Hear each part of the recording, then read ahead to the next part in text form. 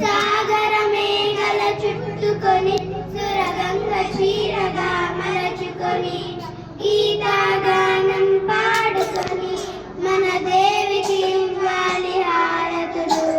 తేనెల తేటల మాటలతో మన దేశ మాతనే కొలిచెదమా.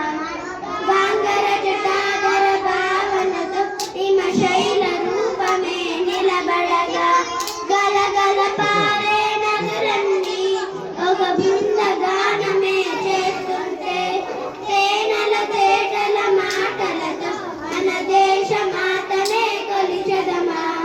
ఎందర వీరుల త్యాగ ఫలం మన నేటి స్వేచ్ఛకే మూలధనం. వారందరినీ తలచుకొని మన మానస వీరిని నిలుపుకొని తేనెల తేటల మాటలతో మన దేశ మాతనే కొలిచెదమా. భావం భాగ్యం చూచుకొని ఇక జీవన